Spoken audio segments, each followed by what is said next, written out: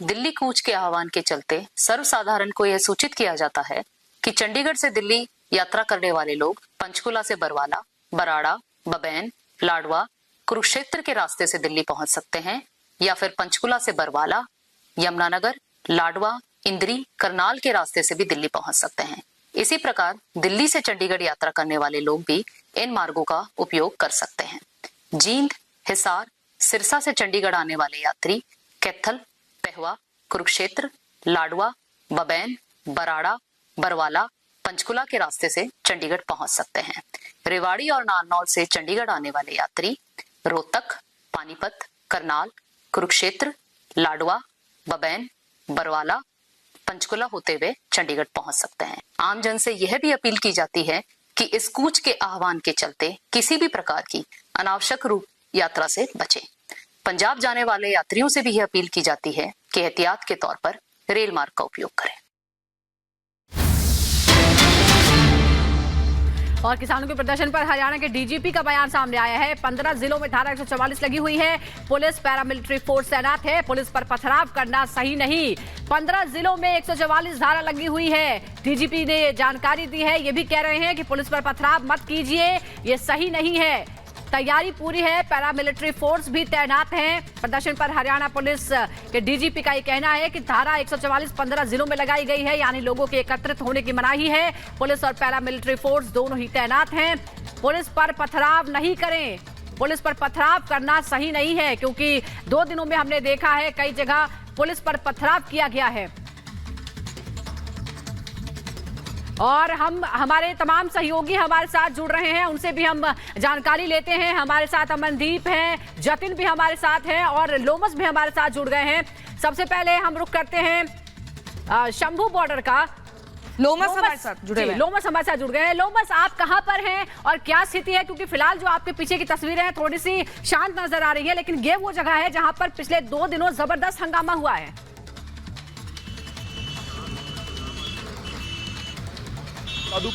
Shambhu border से कुछ ही दूर पे खड़ा हूं और साफ तौर पे आप देख सकते हैं, आपने 2 दिनों की तस्वीर आपने देखी होगी किस तरीके से एक तरफ जहां किसान उग्र हो जाते हैं, तो उग्र किसान को शांत करवाने के लिए हरियाणा पुलिस लगातार आंसू गैस के गोले उनके द्वारा छोड़े जाते हैं। और आपको बता दूं कि आज एक बड़ा दिन है बातचीत के लहजे से भी, और साथ ही जिस तरीके से किसानों ने आह्वान किया है कि रेल रोको का अगर उनकी बातें मानी नहीं गई तो वो रेल रोको अभियान चलाएंगे और 12 बजे से वो ट्रेन को रोकने का अभियान चलाया जाएगा उनके द्वारा। और साथ ही इससे कहीं ना कहीं आम लोगों को खासा परेशानी होने वाली है, क्योंकि जो तमाम लोग रेल रूट का इस्तेमाल करते हैं उनको खासा परेशानी होने वाली है। और आज से सीबीएसई बोर्ड की एग्जाम का भी शुरुआत हो चुका है। जो विद्यार्थी है जो सेंटर पहुंचने की कोशिश कर रहे हैं उनको भी खासा दिक्कतों का सामना करना पड़ा है। और साथ ही आपको एक जानकारी और दे दें कि हरियाणा पुलिस के द्वारा धारा 144 लगाई गई है और उनसे लगातार ये आम लोगों से विनती की जा रही है कि डाइवर्ट रूटों का इस्तेमाल किया जाए, क्योंकि आपने देखा कि किस तरीके से जो शंभू बॉर्डर है वो पूरी तरह से ब्लॉक्ड है, क्योंकि वहां पे लाखों की संख्या में किसान अड़े हुए अपने जिद पे कि उनकी बात मानी जाए। अगर बात नहीं मानी जाएगी तो वो तस्वीरें जो है वो आप तक यहाँ पर पहुंचा रहे हैं। ये शंभू बॉर्डर का हाल लोमस ने बताया। उधर सिंघू बॉर्डर की किस तरह की स्थिति है, क्या तस्वीरें वहां से सामने आ रही हैं, सीधे जतिन का रुख करेंगे। जतिन, सिंघू बॉर्डर की बात करें तो क्या कुछ आप आज वहां देख पा रहे हैं? क्योंकि आज प्रदर्शन का 3रा दिन है और आज ही वो दिन जब 3रे दौर की बैठक भी होनी है।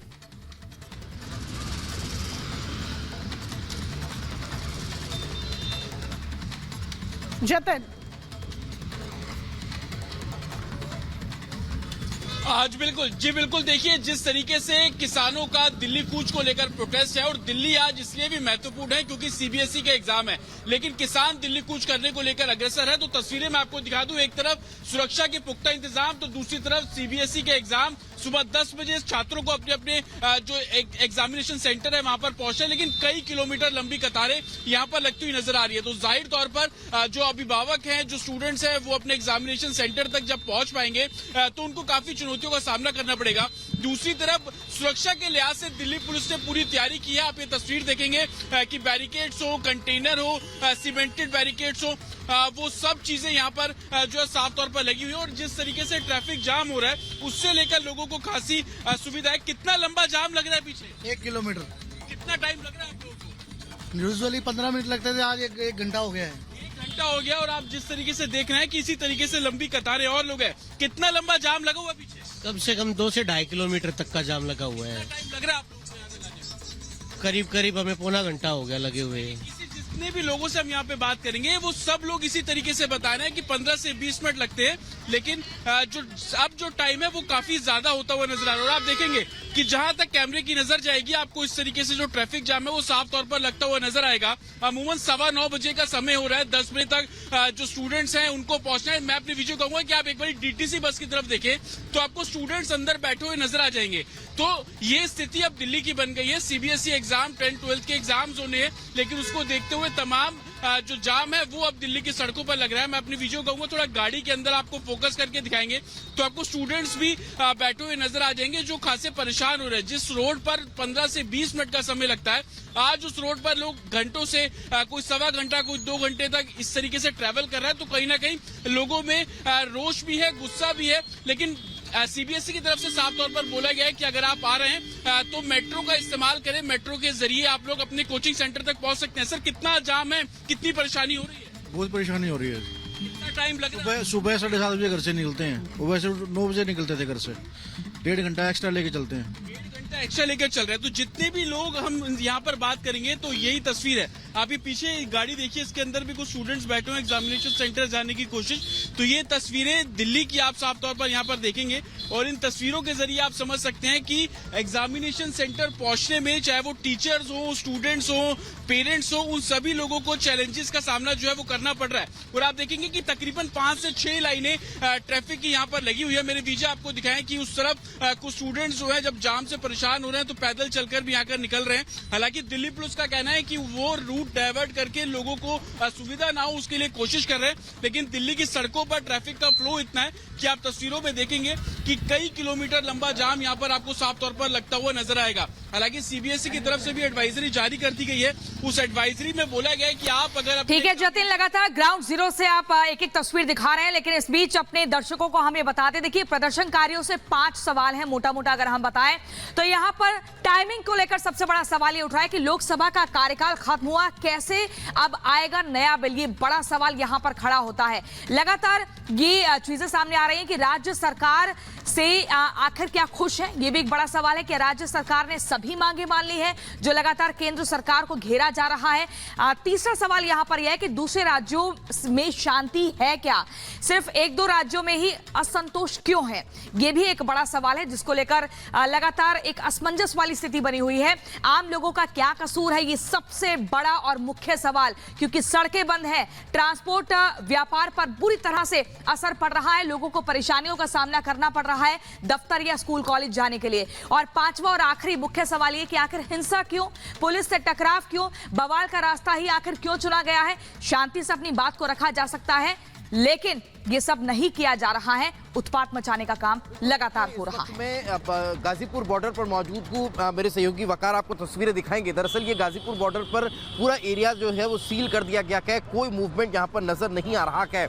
ये पूरे एरिया में कहीं भी जो है वो मूवमेंट नहीं हो पा रहा है। दिल्ली से अगर आपको मेरठ की तरफ जाना है, गाजियाबाद की तरफ जाना है तो फिर आपको बहुत ज़्यादा सफ़र करना पड़ेगा, घूमते हुए आपको जाना पड़ेगा। अब जरा वकार इधर की तस्वीरें दिखाइए। ये जो ट्रैफिक है ये दिल्ली से गाजियाबाद और मेरठ की तरफ जाने वाले लोगों का ट्रैफिक है जो यहां से होते हुए और घूम कर निकल रहा है। दरअसल चूंकि आज सीबीएसई बोर्ड के एग्जाम शुरू हो रखे हैं, उसको लेकर भी भारी परेशानी का सामना जो है वो पेरेंट्स और स्टूडेंट को उठाना पड़ रहा है। यही कारण है कि एडवाइजरी जो सीबीएसई बोर्ड की तरफ से जारी की गई थी उसके बाद अब ये तस्वीरें देखने को मिल रही है कि पेरेंट्स बहुत जल्दी अपने घरों से निकल रखे हैं और लंबा सफर तय करके वे जो एग्जाम सेंटर है वहां पर पहुंच रखे हैं। तस्वीरें इस बात की तरफ दीपेश, आपके पास हम आते हैं, आप तस्वीरें गाजीपुर बॉर्डर से दिखा रहे हैं। लेकिन इस बीच हरियाणा के सीएम प्रेस कॉन्फ्रेंस करेंगे। चंडीगढ़ में दोपहर 12 बजे मनोहर लाल खट्टर की प्रेस कॉन्फ्रेंस होगी और वो जाहिर तौर पर जानकारी देंगे कि क्या व्यवस्था है। हरियाणा के सीएम आज दोपहर 12 बजे प्रेस कॉन्फ्रेंस करेंगे। मनोहर लाल खट्टर की प्रेस कॉन्फ्रेंस होगी। आपको बता दें कि अभी सबसे ज्यादा जो जमावड़ा है किसानों का, प्रदर्शनकारियों का, वो हरियाणा के बॉर्डर्स पर ही लगा हुआ है। तो दोपहर 12 बजे प्रेस कॉन्फ्रेंस होनी है, क्या कुछ वो अपनी प्रेस कॉन्फ्रेंस के माध्यम से कहते हैं देखना होगा। लेकिन दिल्ली बॉर्डर पर जिस तरीके से घमासान मचा हुआ, इसी घमासान के बीच आज केंद्र और किसान संगठनों के बीच चंडीगढ़ में तीसरे दौर की मीटिंग होनी है, वार्ता होनी है। एक तरफ प्रदर्शनकारी एमएसपी पर कानूनी गारंटी की मांग कर रहे हैं, तो वहीं सरकार वार्ता के जरिए मामले के समाधान की बात कर रही है। लेकिन सवाल यहां पर यह उठ जाता है कि तीसरे दौर की वार्ता से क्या कोई रास्ता निकल पाएगा। एक रिपोर्ट देखिए।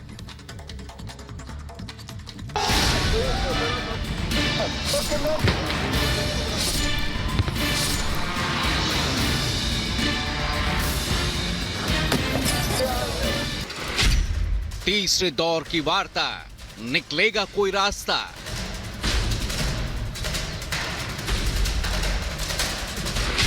बॉर्डर पर कोहराम, आंदोलन या संग्राम?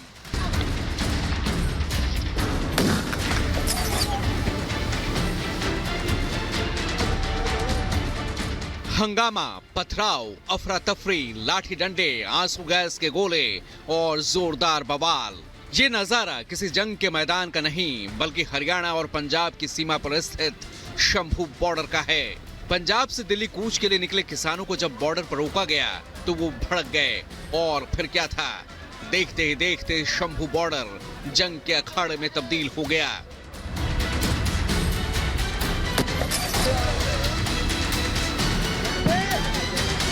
बीते 2 दिनों से शंभू समेत कई बॉर्डर से ऐसी ही तस्वीरें देखने को मिल रही हैं। एमएसपी गारंटी समेत कई मांगों को लेकर किसान एक बार फिर राजधानी पर चढ़ाई की तैयारी में हैं और किसान आंदोलन के नाम पर जमकर उपद्रव और हिंसा हो रही है।